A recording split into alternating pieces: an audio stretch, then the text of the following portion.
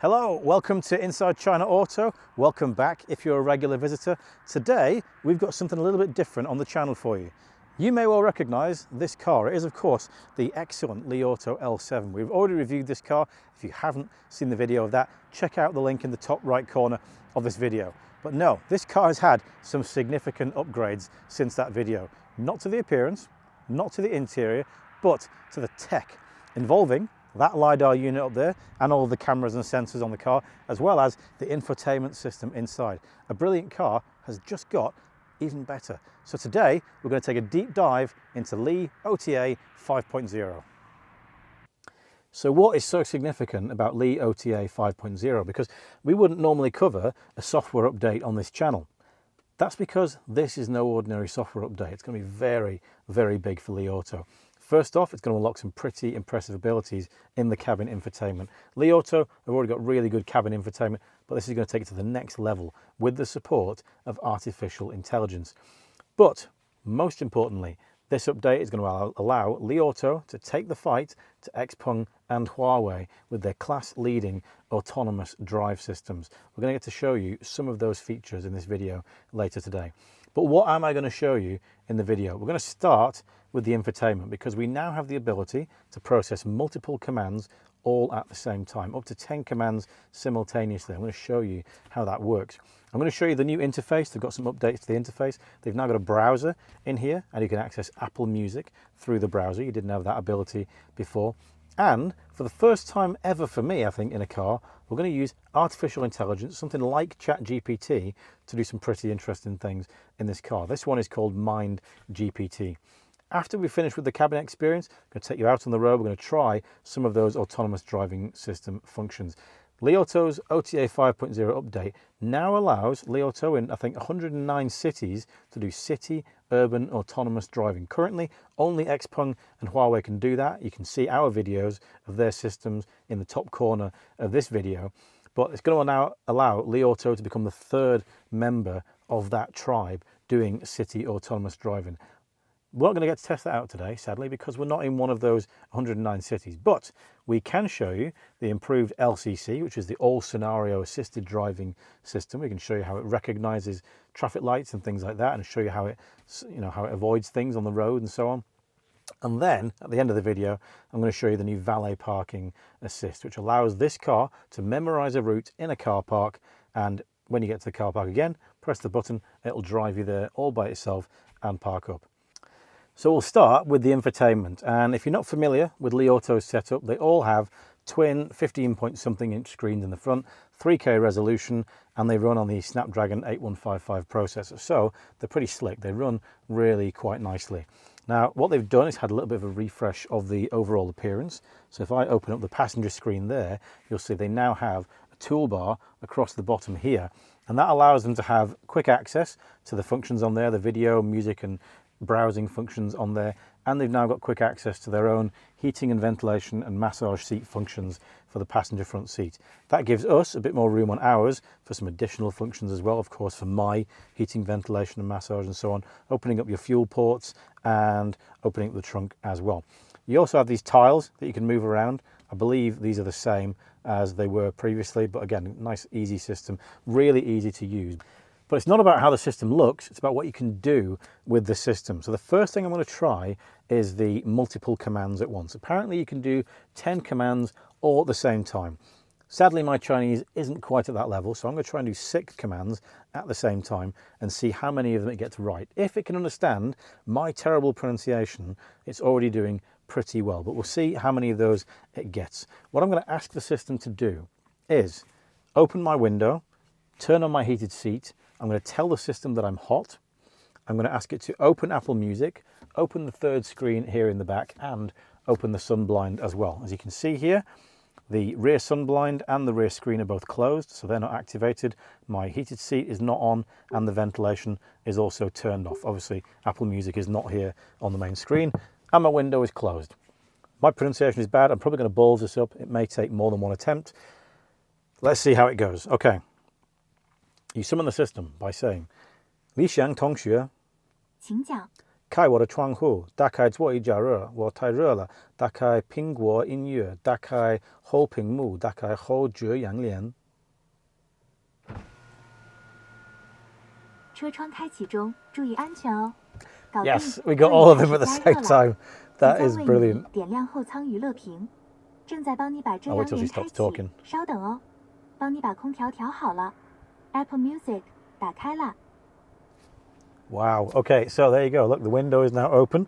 So the window worked. Our heated seat is now on. We have Apple Music opened up here. It's not opened the full page, but the tab is there to press it. What else we got? The ventilation has come on because I told the car I was too hot. So that has come on. And the rear screen and the screen behind me, the rear screen and the sun blind have both opened as well. It actually worked. That's incredible. I'm really chuffed with that. Excellent. So that's quite cool. If you can do 10 commands at the same time, well, all power to you, to be honest. I'll close both of those. I don't need them now. Okay, so that worked out much better than I expected it to. Now, the next thing I want to try out is the Mind GPT, which is like Chat GPT. It can do things like image generation and also give you information, stuff like that. So the first thing I'm going to try and do is ask it to draw me a Li Auto car. So let's see if we can do that. Li Xiang Tongxue. 来了。画一辆理想汽车。我不太理解，换个说法试试吧。理想同学。你好。画一辆理想汽车。收到。正在准备绘图。I got it right the second time. 稍等哦。I have to remember the words. And apparently you can do this in different styles. You can ask it to do it in black and white, in cartoon, arcade, watercolor, cyberpunk as well. So if you don't tell it what to do, you get all kinds of different things on here. So these are quite interesting. Look, we've got photo style images of a Li Auto on the beach. That's quite good actually. It looks really quite sharp. Maybe this is a hint at kind of future updated appearance for the Li Auto. It looks a little bit squished on that one, but a bit more lithe at the same time. That's really quite cool actually. I like that. Now, just for fun, I'm going to ask it to draw me a Xiaopeng, an Xpeng. So let's see how that goes. Li Xiang Tongxue. 我在。画一辆Xiaopeng汽车。收到。 Good. The command is correct. 稍等哦。 Let's see what kind of car it comes up with for an Xpeng. Just to play on the rivalry between these top 3 NEV brands. Let's see how this one works. I'm not expecting them to actually show me an Xpeng here, but let's see. Yeah, okay, clearly, car's making a noise. Clearly, none of those are Xpengs. Nevertheless, they are quite interesting, especially this one with the high up lights there. That's quite mad. It's more like cars in Cuba. Cool, okay. I'll ask it to do something that's non-car related. So I'm going to ask it to draw in black and white a rabbit sat outside a house. Let's try this, okay. 理想同学请讲用黑白画一个兔子在房子外面坐。没问题，正在准备绘图，稍等哦。 So the request was correct at the top, mostly. She's actually changed it here. It says like Feng Can instead, I think, which is not exactly what I said. So let's see what we get. I've asked for a rabbit outside a house. Okay, watercolor style for some reason. I did ask for black and white, but we've got watercolor style. That's kind of outside a house. These are not so much. I think that's me making a balls up in terms of my pronunciation. But nevertheless, quite nice. I'll correct that one again. 理想同学，你说画一个兔子在房子外面。收到，正在准备绘图，稍等一下哦。理想同学，我在。画一个兔子在房子外面。目前同一屏幕只能同时画一张图，稍等下再试试看。 Interesting. Okay, so she did actually start drawing a black and white rabbit. Interestingly, after the time that I asked for it. So maybe a little bit of work to do on that one. Definitely work to do on my pronunciation. Another interesting thing you can do with this, apparently, you can use this, your kids can use this to answer complex questions, things like homework, or tell you about space, the galaxy, and things like that. Another interesting thing you can do is ask it to be a bit of a tour guide for you. So you can say, 理想同学来了。 西安旅行攻略。西安，这个拥有数千年历史的古都， I'm going to just turn her off for a second. So you see, look up here. She's got a little flag next to her picture. which shows that she's like a bit of a tourist guide there, like the Chinese people that follow the flags when they go traveling. And actually here, you're getting all this information about the most important things, the best things to see in Xi'an, all of the tourism sites and things. That's really quite cool. And apparently you can use this as well for finding restaurants of a certain type. You can ask it to put them on a map for you and direct you to those locations. Again, something really cool. And you can also apparently put in here routines. So for example, if you go to work at the same time every day, and it's always hot in summer, you can ask it to always set the car to 16 degrees temperature, to open the sun blinds or close them, or play your favorite music, for example, play a particular song every time you get in the car. You can set up routines and things like that. So this is really quite a cool infotainment system, some cool stuff going on there. The next thing I'm going to do is test out the LCC system. So the thing that I can't test today is the urban autonomous driving system, because I'm not in one of the 109 cities at the moment where you can actually do that. If I was in Xi'an, I could do that, but I'm not currently there. So what we will do instead is test out the LCC, which is the all scenario assisted driving function. Basically, that will keep the car in the middle of the lane. It will drive you around the road. It won't turn corners. It won't change. It won't turn at junctions, things like that. But it will stop and start at traffic lights. So we're going to go and see how good it works, and we'll try some fairly complicated roads, some twisty roads, and some roads where there are likely to be obstacles in my lane. And we'll try and see how the car acts with all those things. So what I'm going to do now is take you on a bit of a route. We're going to go through some places where there are temporary traffic lights. We're going to go through some wider streets, some curvy roads, some roads where there are likely to be some obstructions that we can get the car to try and handle. And we're going to see how it does. And then we're going to go and do the valet parking after this. What's going to happen with the video is I will speed the video up when there's nothing to show, there's nothing interesting going on, but you'll hear my voice consistently over the top. So I'll just edit the voice so that it stays consistent and the video goes faster, so that you're not bored for the whole time. So let's head off. Let's drive out into this street here. And this is a single lane road, as you can see, one lane each side. You pull down on this one twice to put it into LCC.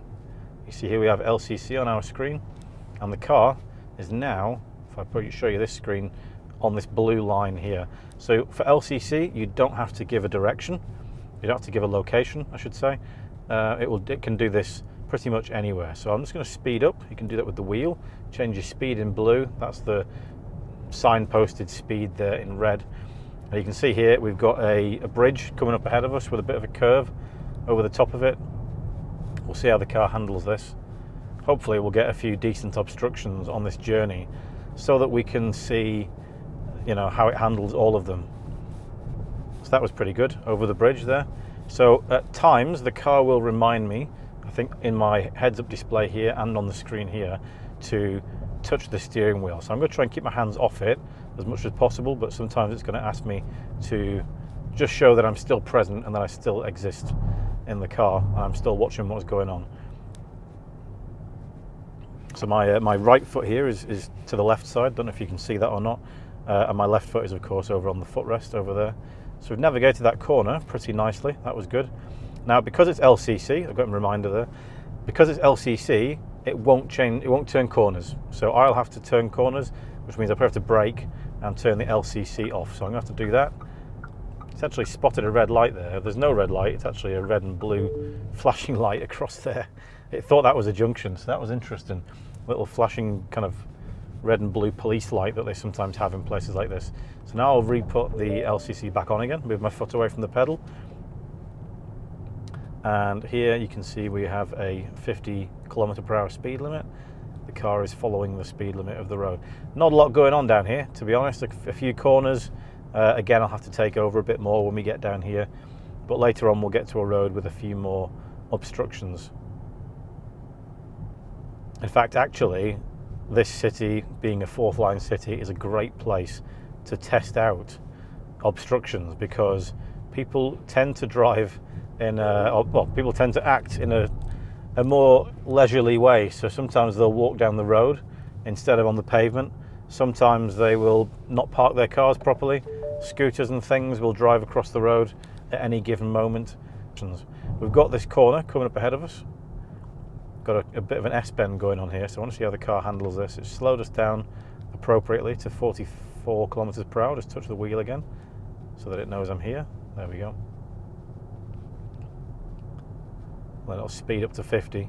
So you can see actually it's actually painting this picture. It's drawing this picture as it sees it. So as the cameras on the front of the car and the LiDAR units and so on combine, it's actually painting this road image ahead. It's not using a HD map to produce this image. This is interesting. We've got a little three-wheeler. Will it go around the three-wheeler? It will. It's highlighted it as a hazard on the screen. Navigated that pretty well. I'm now going to have to take over because I've got to turn right at this junction. And then I'll return on LCC once again after this.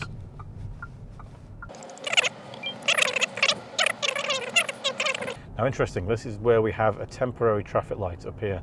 And I'm hoping it'll go red, because I want to see if the car will spot it. So you'll notice it on the screen if it sees the traffic light here. There you go, it has spotted the green light there. And it's flashing. It's just spotted it went yellow. So actually the timing was good for us to keep our progress going, but not to prove that it would stop for the red light, which is a shame.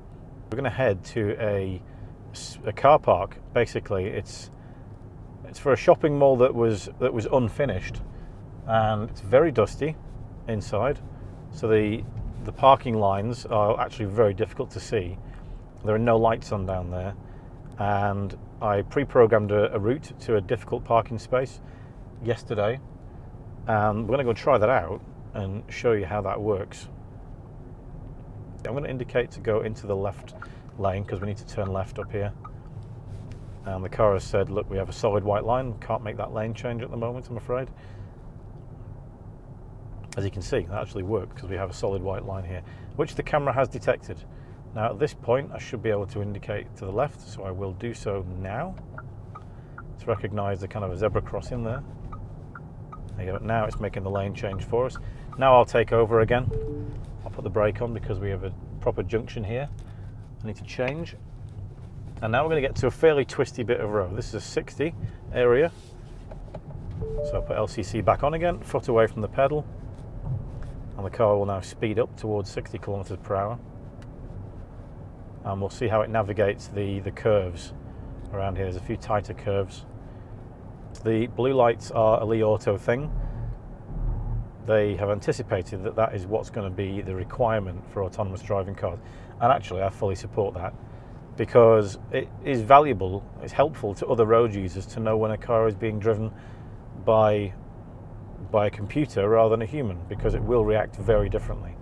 The car will follow the rules pretty much all the time, as you've seen with some Tesla videos. They don't always follow the rules if they miss something, but most of the time they're doing things as they're programmed to do based on the surroundings that they're seeing, and that's very much the case in this car as well. It's doing well on these corners so far. Fairly tight lanes, so we'll see if it does any line crossings. Just drifted onto the white line there because we had a break in it on the right side, but it managed to gather it back up again, no problem, no drama.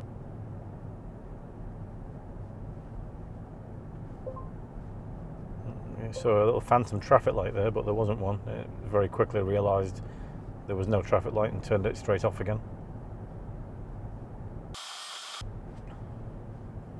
So we're starting to get to a few more obstacles where cars like this one here are jutting out into the road a little bit. You can see it highlights the ones it's a little bit concerned about on there. Here's a person walking down the road. You'll see him appear there in the bike lane on the right side. Actually, it's identifying all the vehicles that it's seeing. That's actually a bin, but it looks a bit like a three-wheeler on the screen. You see a few cars here and there that the camera is seeing. And it also has ability in there to spot which direction they're going in, and therefore also can try and anticipate their intent. So it can decide whether they're going to walk in your direction or whether they might just drive into your lane, which I can tell you in this small town is very likely. People not the most courteous on the road, or at least not the most aware. They will just drive wherever they feel like. Now actually we've got quite a lot of, the cars are parked fairly well to be honest, on this street. Here's one that's sticking out a bit more. It has noted that one's fine, but the one further ahead is sticking out. And we've got a car on our left shoulder here. So you'll see the car has slowed down by itself, drifted to the left a little bit, just over the line. Obviously decided the other car had either gone fast enough to get past, but it was interesting, it did slow the car down then quite well for that obstacle. We're now following a three-wheeler with wooden logs on the back. Question is, it's identifying it as a motorbike, or now a kind of a three-wheeler vehicle. Will it decide to overtake? Will it decide it as an obstacle that needs to be overtaken? Let's see. We've got, again, cars on our shoulder. There's two coming up on the left side, so we're slowing down to avoid this car. Will we decide to go around it? I'm curious, does it only choose to overtake small vehicles or not? I've got another MPV coming up on the back corner, so maybe it's a little bit concerned about that. I want to see if it'll drive around it. We're clear behind now, so we do have the opportunity if the car decides it wants to. I'm going to say that it probably doesn't want to, so I'm going to indicate myself. Make that lane change. You see it changes there into the space next to us. So I think if there's an obstruction in the lane, it will go round it. If it's firmly in your lane, it requires you to take more control. And that's why this isn't the full NOA, the urban NOA that allows you to do autonomous driving in cities. It'd be nice to try that next time we are in a bigger city. So yeah, normally this road has a lot more obstacles on it. We've been quite lucky today. Now up ahead, we have a junction with a really far traffic light on it. I want to see if it recognises the traffic light, and hopefully it'll go red before we get there. Because I want to see if it'll stop. If it will spot the traffic light across this enormous junction. What are the limitations? Now the van in front of us may actually cause us to stop anyway. Oh, MPV pulling into our lane, there you go. It's warning us there. As of yet, the LiDAR, which is on top of the car, there you go, no, there's the traffic light. And it wasn't going to stop then, it wasn't going to stop for the line. So you can see here, it has seen the line, the traffic light is all the way over there. It wasn't going to stop, which is interesting. I wonder where it thought the line might be. It's obviously made a judgment that the junction for the traffic light must be further ahead,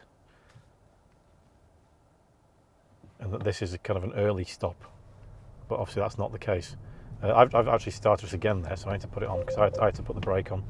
Let's get across the junction, then I'll turn on LCC again. There we go.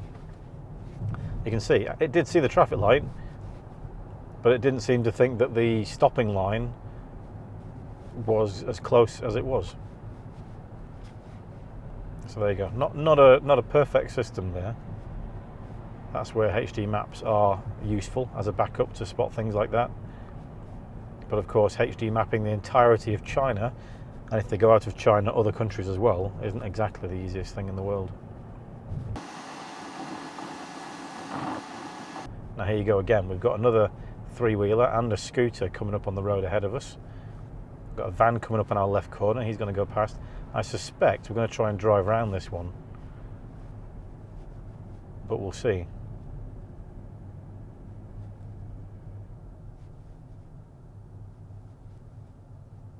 So I'm going to leave it for a minute to see if it decides it's something it wants to go around by itself. We've got a clear road behind us, so we're actually okay here to give this a go. It's marked as blue, so it's not seen as an obstruction. I think red ones are the obstructions. So as you can see, so we're going to have to go around this ourselves, I think. Let's go around it to indicate out. Unfortunately, that means we're not going to get to avoid the obstacle, which is the scooter, because otherwise we've got to pull back in again.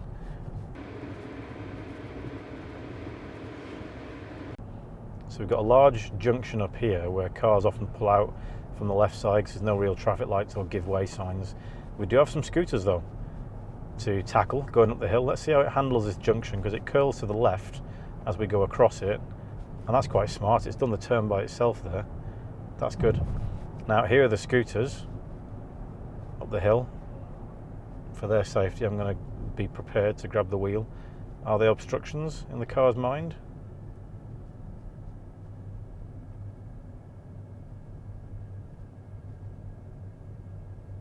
Currently not. I'll just put my hand on the wheel again. Now this one's going slower. This one is seen as an obstruction, so we're going to have to go around this one. And there you go, the car is now making the turn to drive past this scooter. So it does work. It was a little bit slow to do so, because we do have a bit of a tight street up here, tight curvy road. And we're going to see this one as an obstruction. No, we're going to slow down for that one. Fairly harsh brake in there for a moment. So you can see it does have a few more difficulties navigating on curves like this with small vehicles that are doing okay for speed. Not great. I mean, 29 is about 3. There you go. It has been seen as an obstacle now, so it thought about going past it. It's realised there's a car on our rear shoulder, and I need to actually correct that there, because the car next to us is going to become a problem otherwise. All right, now it's going to drift into this left lane. That's interesting, to get around that scooter. Got a couple of zebra crossings here, no people though, so nothing to handle there. It's going to navigate this junction. It's going to pick a lane. I think I want the right lane, please. There we go. It's come for the right lane. And it sees the traffic light and the car in front, just in case. Yeah, it has slowed down, good.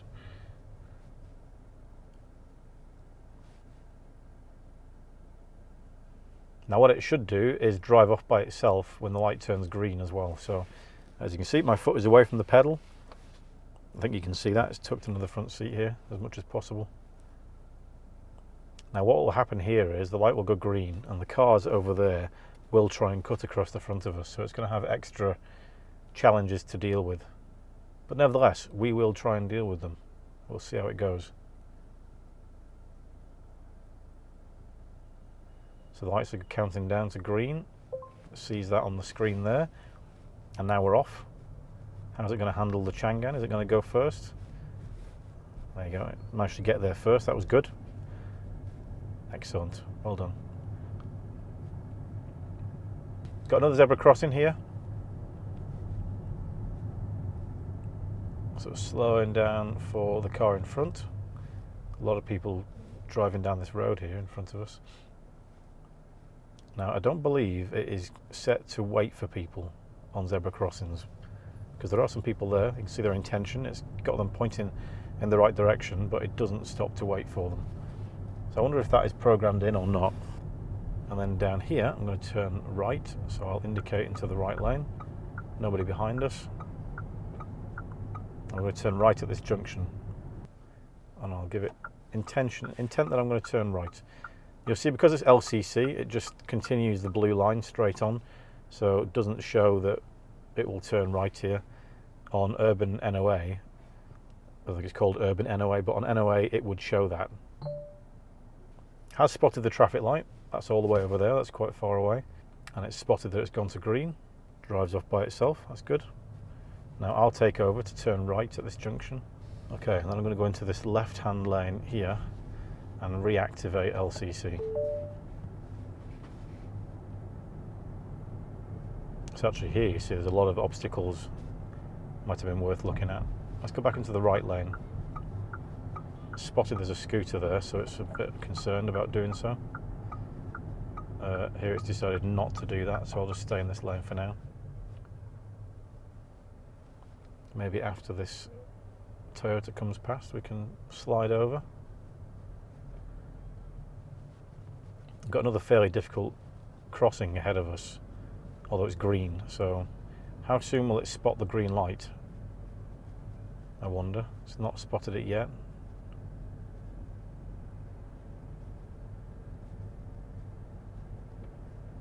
And we've got a U-turning car ahead of us, so we'll stop behind it. Cool thing is it actually shows that the car is indicating too, so it recognises the lights on the car ahead.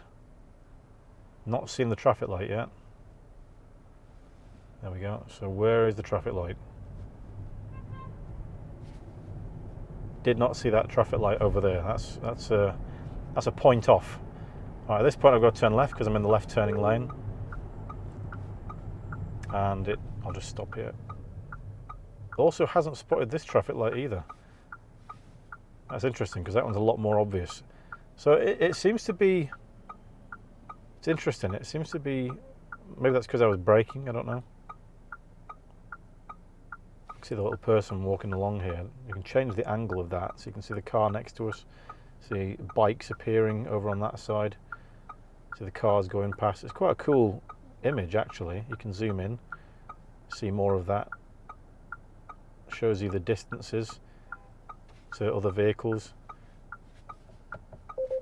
Alright, I can't turn LCC on whilst I'm stopped, but I have to turn left anyway, so that's fine. I'll wait till these cars go across. Okay, now let's give it a go down this street because this looks pretty difficult. Turn my indicator off. There we go, so that's now on. This is going to be a tough one because there are cars parked in our lane here. There's a cyclist on our right side. We're going to go past him, and I think for the safety of everybody I'm going to take over here. This is probably a step too far, I think, for LCC. Not sure how urban NOA would handle a road like this where cars are fully in your lane.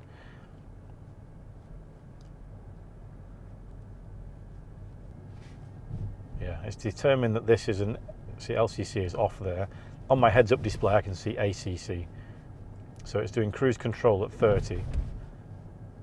And that does mean, adaptive cruise control means it will slow down for vehicles in front, which it is doing, slowing down for this Honda Jazz in front. But there you go. So that's our demonstration of the LCC system. Not entirely sure it was going to stop for that Zocchi then. That's a demonstration of the LCC system as we see it.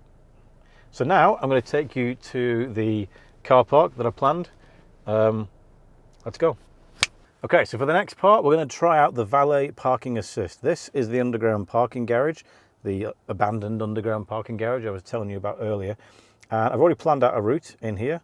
So what's going to happen is I'm going to drive down the ramp and a notification will come up on the screen to say that it knows this parking garage, it knows the parking space, and it's going to take us there. So I've cut the lights on because it should get a bit bright or should be a bit dark inside. Let's get going. So I'm currently just navigating the brakes down the hill, and at some point it's going to recognize. There you go. So now it knows I need to press that button to start it. So I've done that. I need to be below 10 kilometers per hour to start it. So there you go.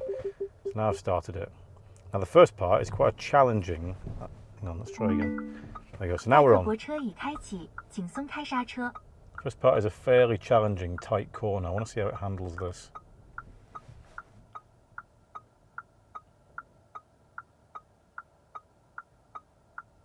So it needs to make a decision. This is a tight corner for a big car like this. Right, so as you can see, it's decided to ask me to give it a little bit of assistance. I think we're okay. So I'm going to keep going a little bit. Just tap the accelerator a little bit to get around that first corner. Now I'll leave the car to itself. Car's satisfied.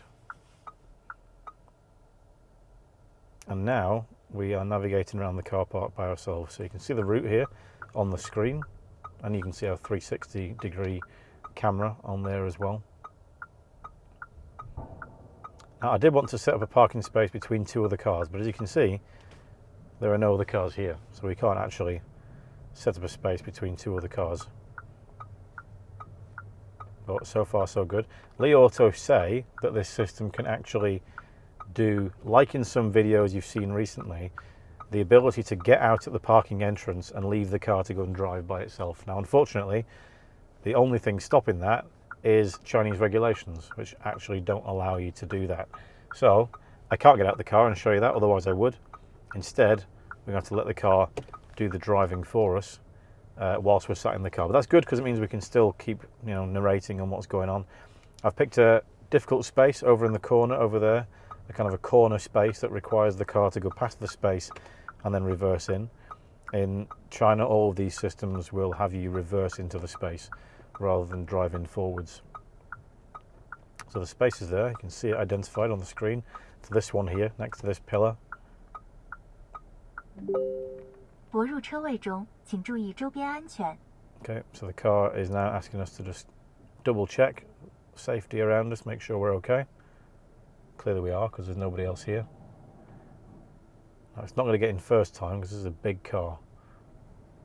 That's going to be a challenge, so I'm going to have to do a little bit of a 3-point turn at least to get into this space. And it's doing all this based on the millimeter wave radars. I don't think the LiDAR will be involved at this point, and the visual perception base. So we're being a bit cautious about the pillar there. The pillar is probably about 10 centimeters away from the back corner of the car. And now it should be able to just go straight in. It might still be a bit cautious about this pillar because it is quite close. It's about the mirror's width away. There you go, reversing in carefully. 泊车已完成。 And voila, there we go. We have completed the automated valet parking. So yeah, that's the Li OTA 5.0 video. A very good system. Still some little cracks to iron out, but I'm very much looking forward to trying out the urban autonomous driving, comparing that to Xpeng and Huawei, both really good systems. But no, really good system overall. Thank you very much for watching. If you do, thank you for subscribing. We'll catch you next time.